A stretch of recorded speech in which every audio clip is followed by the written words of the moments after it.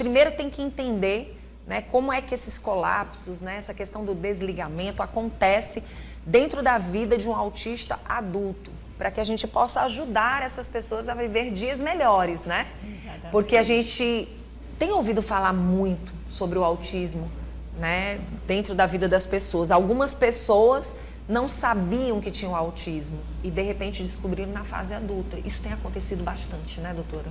Com certeza. Bom dia. Bom dia. Bom dia, Vanusa. E vamos entender também um pouquinho que, na verdade, é esse desligamento, esse colapso e falar um pouco como a gente pode tratar a questão do colapso e, ao mesmo tempo, do desligamento dentro dessa vida dos autistas. Então, bom dia.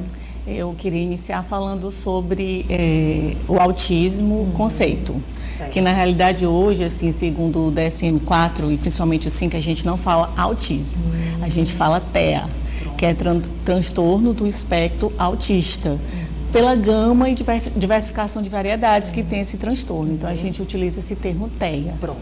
Certo? E o que é que acontece? O TEA é um transtorno global do desenvolvimento infantil, neurobiológico e genético, que acontece antes dos 3 anos de idade.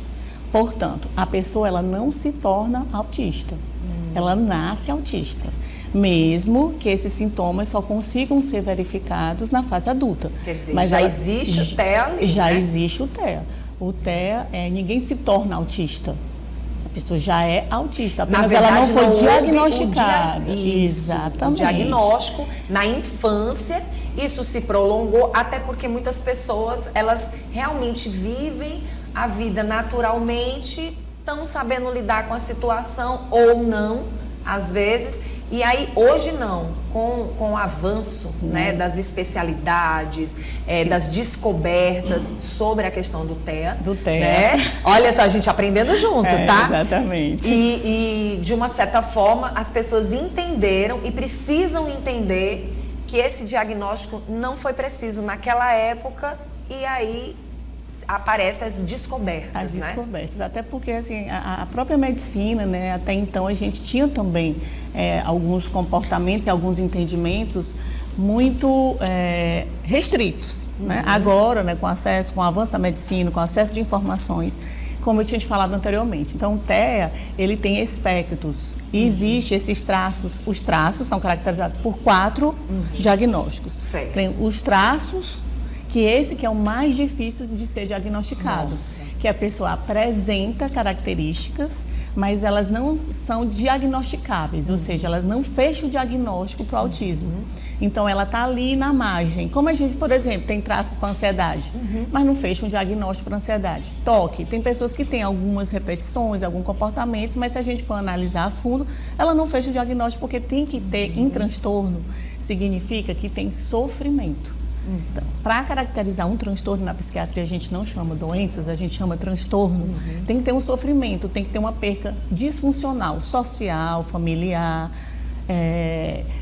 cognitiva, mas tem que ter uma perca que ela não consiga realizar as tarefas delas diárias.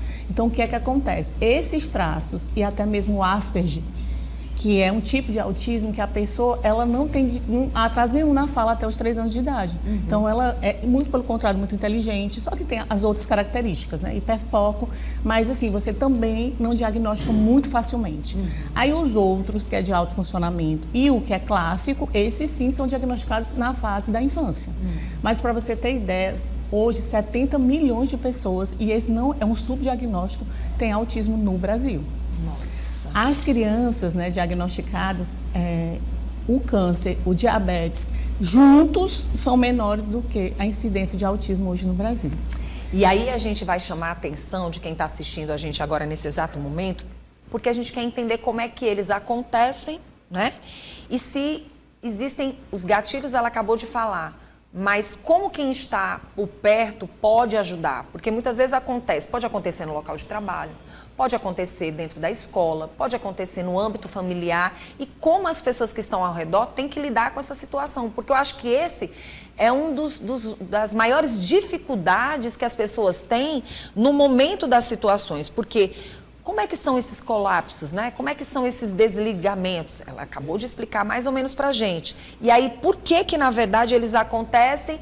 E ela também deixou um pouco claro aqui essa questão dos gatilhos, né?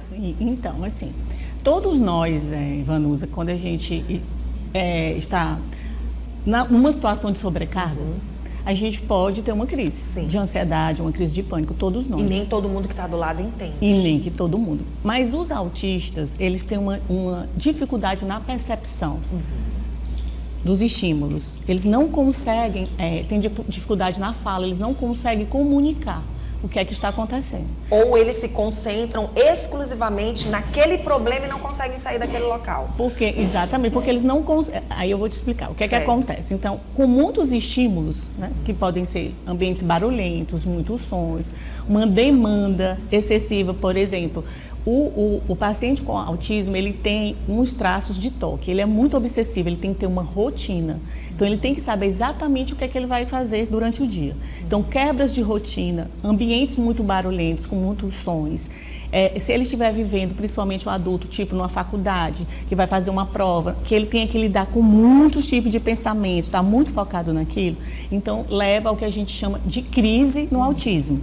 Certo? Que tem duas denominações, inclusive americanas, que é o meltdown, que seria o colapso, que é o que é mais evidente de ser identificado. Certo. Porque a pessoa vai ter manifestações de comportamentos muito explícitos. Ela grita, ela chora, ela bate, ela xinga, ela joga objetos. E aí, esse tipo de crise que se chama meltdown, que é o colapso, que é a crise para fora, muitas pessoas interpretam, por exemplo, em crianças como birra.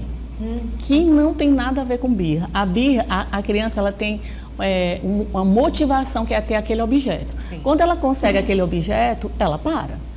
O meltdown não. A criança é um colapso, ela entra em crise, ela não consegue parar aquela crise. Ela se debate, ela morde. Mesmo que ela receba o que ela queria. Mesmo que ela receba o que ela queria. E aí é a diferença, porque não é, o alvo não é um objeto. O alvo é uma crise, um colapso mesmo, que ela não consegue lidar com aquele ambiente externo estressor e ela começa a entrar num processo de tipo um carro sem controle. Aí não consegue. Ela não consegue o que a situação. gente chama se autorregular, voltar ao normal. Ela não consegue lidar com a situação de crise porque ela não tem elementos para fazer isso. Então ela se desorganiza, grita, se debate e a pessoa que está do lado, né, ela tem que manter a calma.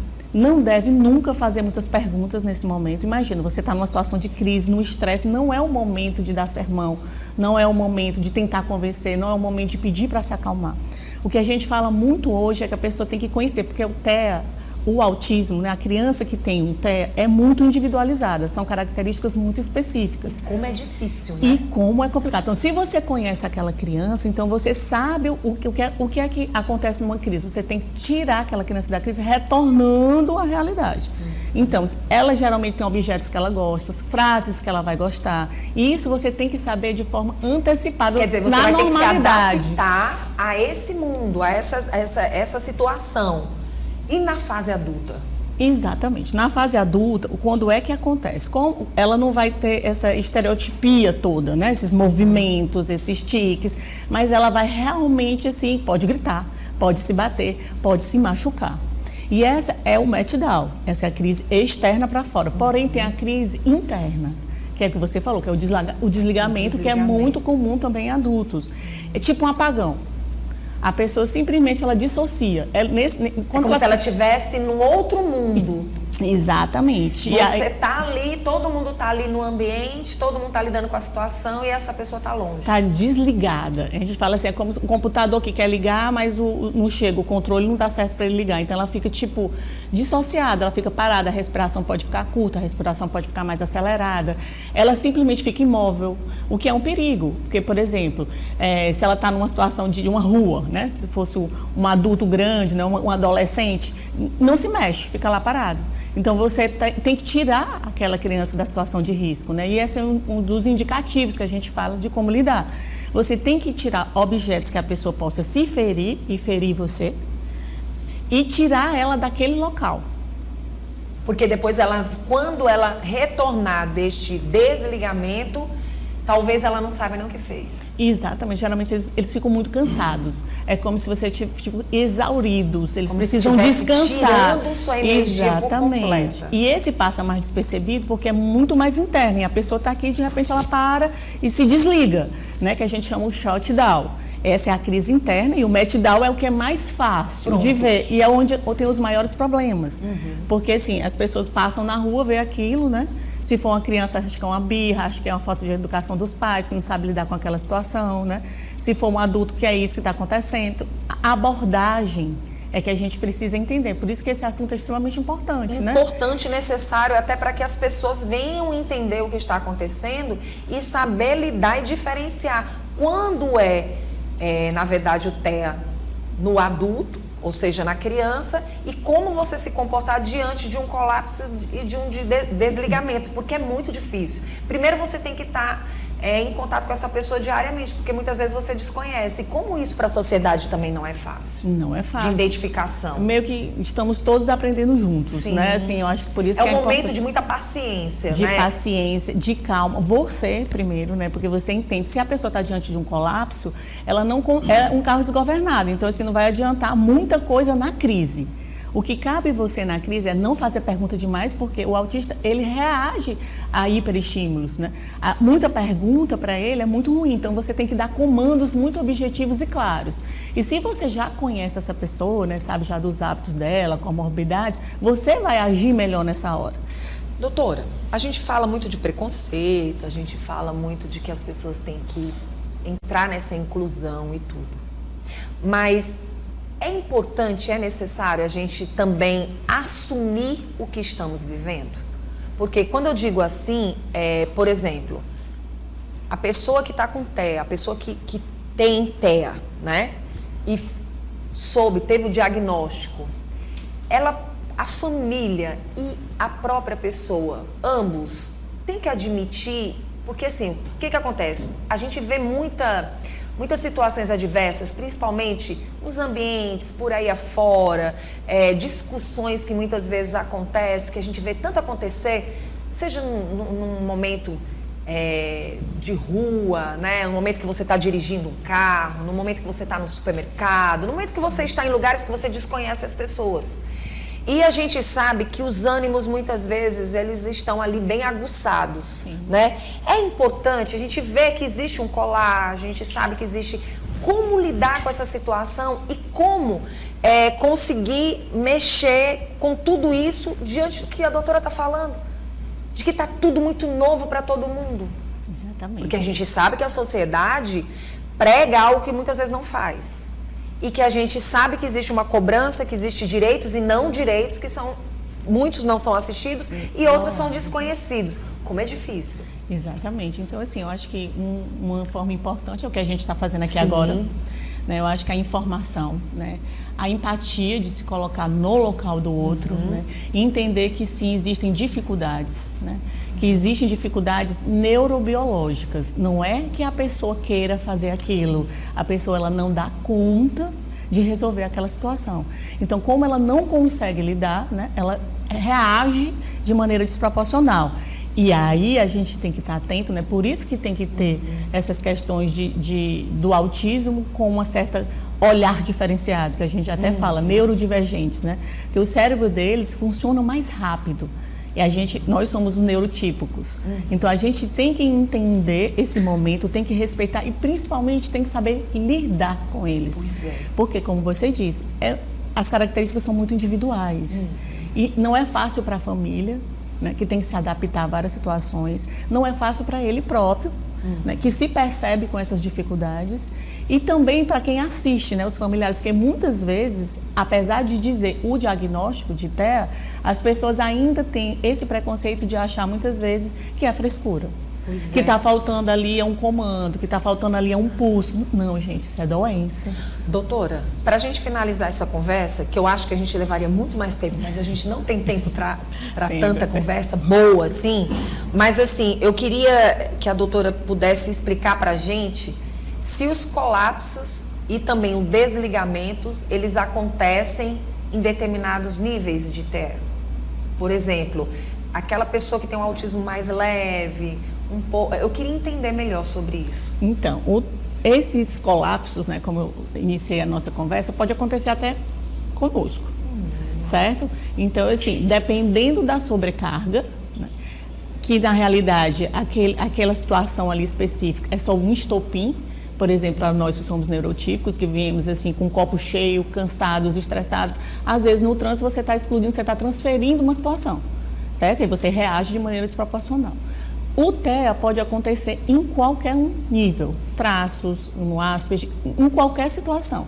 Só que a maneira que eles reagem é muito mais desproporcional que a nossa. Talvez porque os diagnósticos venham acontecer justamente em momentos de gatilhos como este, né? Exatamente. Por exemplo, você falou de autismo em adulto, né? Que eu trabalho muito. Então, muitas pessoas, assim, que eu tenho diagnosticado enquanto autismo adulto, elas na realidade sentem como se tivesse recebido assim a melhor informação possível, porque essas pessoas, né, que têm esses traços, elas sofrem muito porque elas nunca conseguiram se adequar a nada. Então, elas sempre se sentiram fora do ambiente, sempre se sentiram com muitas repetições, tem restrição alimentar, tem dificuldade de socializar, às vezes tem dificuldade de comunicar, prefere ficar sozinha. Muitas me disseram, não, doutora, porque a minha bateria social acaba. Então, eu estou no ambiente, simplesmente eu tenho que voltar para casa.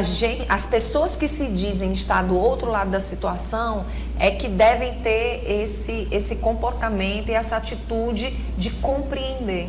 Está o tempo todo se preparando para uma nova oportunidade de comportamentos e atitudes, né? Isso, até porque a gente tem que usar uma régua, a gente muito usa uma régua do que nós sentimos, do que nós somos. E a gente tem que entender que hoje existe uma diversidade muito grande de personalidade, de pessoas, de comportamentos. E ao olhar uma crise dessa, a gente pensar ali que sim, pode ter um transtorno, que não necessariamente é só uma forma de descarregar aquilo. Então, a gente tem que ter empatia, eu acho que essa é a questão. Se você está com dúvidas, se você quer saber mais sobre o assunto, se você quer entender melhor como funciona a questão do colapsos e desligamentos dentro do TEA, né, na fase adulta, principalmente, que você é obrigado a lidar com todo mundo o tempo todo, né, é muito mais complicado, porque a gente sabe que criança, pelo menos essa criança, ela não tem tantas responsabilidades como o adulto tem. O adulto tem que trabalhar, tem que estudar, o adulto tem relacionamento, né? Muitas vezes deve ter existido vários relacionamentos aí que foram terminados por falta dessa sensibilidade de perceber o que passa na cabeça daquela outra pessoa, né? Muitas vezes faltou um entendimento, faltou uma boa comunicação. É muito interessante esse assunto. E chama bastante atenção e não dá pra gente conversar assim de qualquer jeito. Mas nós vamos criar uma situação pra gente debater esses assuntos, eu tá acho bom? Que seria bem importante, muito porque bom. A informação é essa. E é precisa, e é necessária. É preciso trazer. Tá certo. E só para eu concluir, quando eu te dar o diagnóstico, então essa pessoa autista adulta, quando ela recebe, ela gosta. Porque ela fala, poxa... Vai saber lidar com a situação. Gosta no sentido de entender, aí está a justificativa para tudo que eu era diferente. Então, beleza, então deixa eu ir agora tratar disso. Porque o autismo, ele precisa de ser diagnosticado o quanto antes, porque aí a gente precisa de uma equipe multidisciplinar para ele ter a própria autonomia.